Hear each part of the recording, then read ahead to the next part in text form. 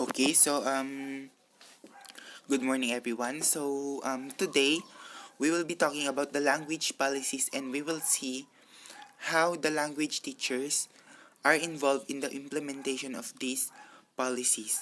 So we will be talking about the three language policies. So the first one is the Statement of the Commission on Higher Education on Filipino and the Revised General Education Curriculum, or the CHED Memorandum Order number 20 series of 2013.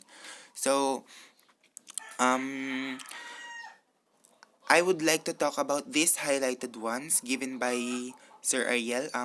So the law paves the way for the exposure of undergraduate students to various dimensions of knowledge and the ways of comprehending social and natural realities that promise to develop in the process intellectual competencies, critical, analytical, and creative thinking, and multiple forms of expression and civic capacities demanded of members of community, country, and the world. So,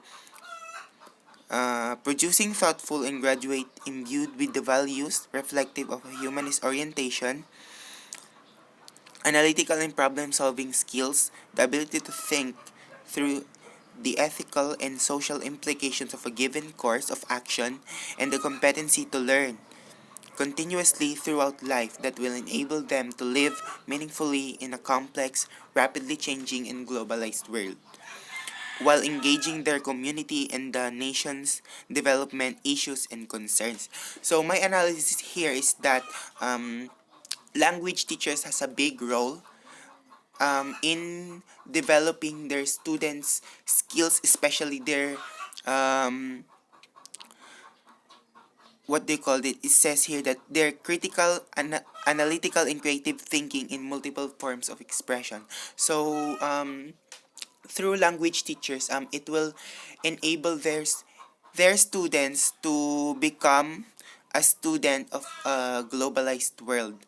So through teaching English as the medium of instruction, it will help students to become globally competitive, and since English is an international language, so it maybe it will help them to you know become globally competitive students, because um, it's a big factor that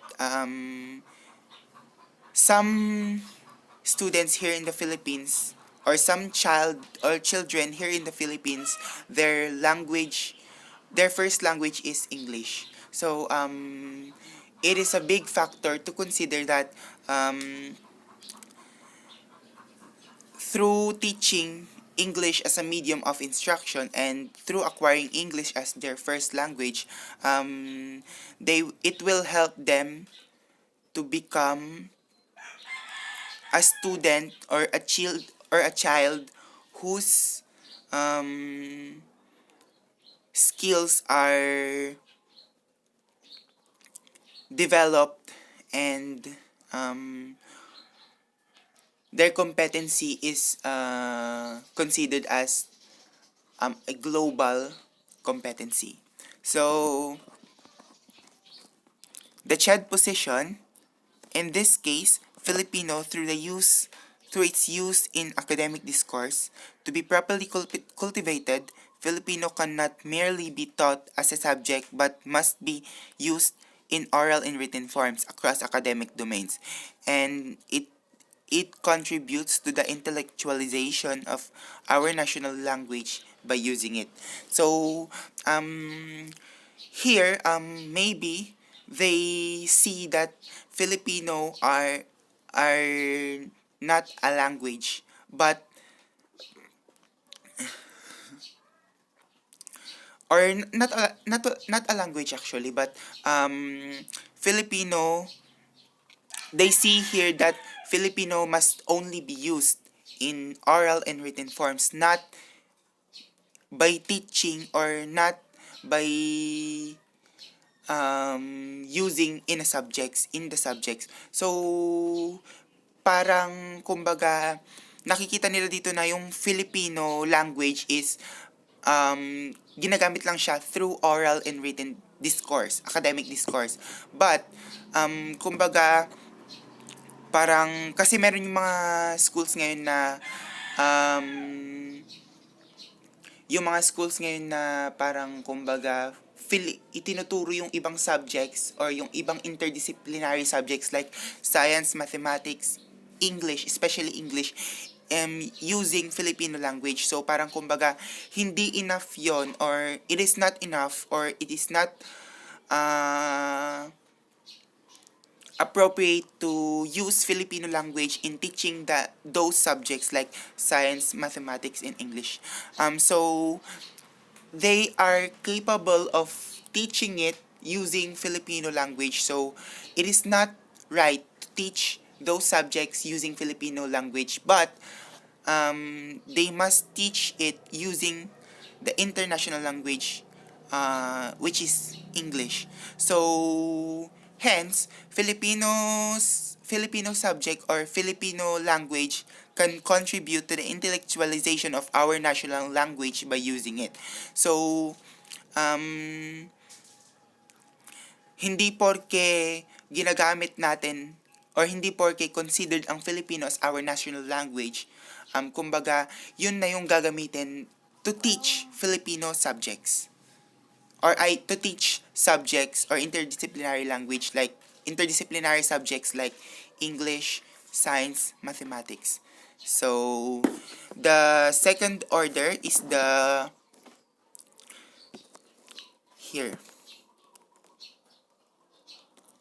The DO 81 section 1897. So it is about the concept of alpabeto at patnubay sa spelling ng wikang Pilipino. So here it says that kaugnay ng itinadhana ng konstitusyon ng 1896 hinggil sa patuloy na pagpapayabong at pagpapayaman ng Filipino bilang pambansa at pampamahalaang wika, at pag-ayon pa rin sa patakaran sa edukasyong bilingual ng 1897 at pagtugon sa mabilis na pagbabago, pag-unlad at paglaganap ng wikang pambansa at linangan ng mga wika sa Pilipinas. Sa tulong ng mga lingwista o dalubwika, manunulat, propesor o guro at mga samahang pangwika ay nagsagawa ng reforma sa alpabeto at sa mga tuntunin ng ortografiyang Pilipino. So here, language teachers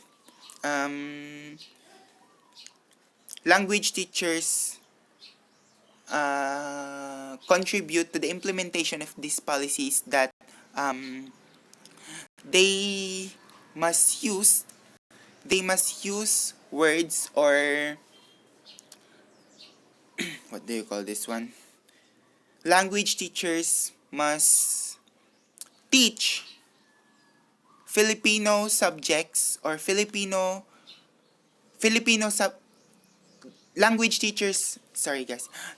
teachers must teach subjects using Filipino language. So in terms of the spelling and alphabets. So kumbaga dito, parang kumbaga itinuturo nila yung mga subject nang naaayon sa spelling at alpabeto ng Filipino. So kumbaga dito, as you can see in the box, it is composed of binubuo siya ng mga letra sa Pilipino, ng Pilipino. So, kumbaga, parang ito, gagamitin nila para ituro yung mga subjects, gagamitin ng mga language teachers para ituro yung subjects na itinuturo nila. Para lang, kasi kailangan nilang sumunod sa policy na to. So, kumbaga parang, they must use these letters or alphabet letters in order to teach the Filipino subjects or the subjects which is kumbaga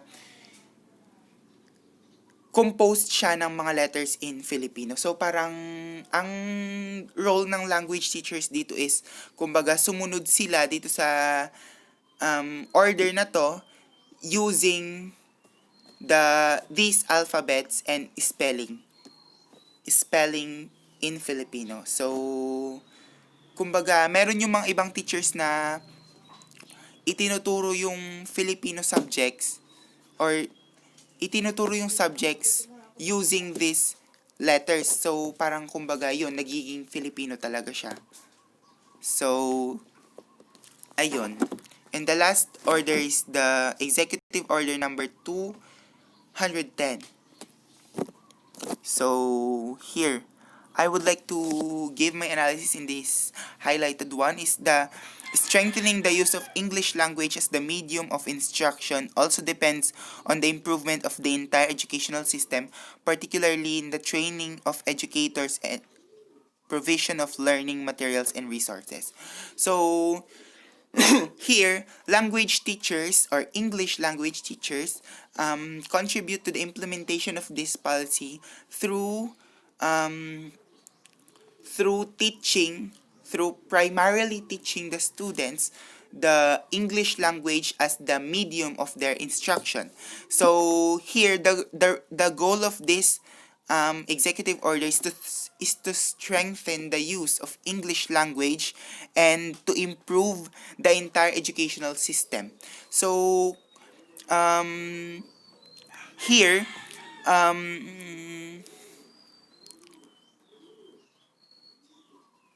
the language learning materials or the learning materials and the learning resources must always be and must purely be English. So kumbaga parang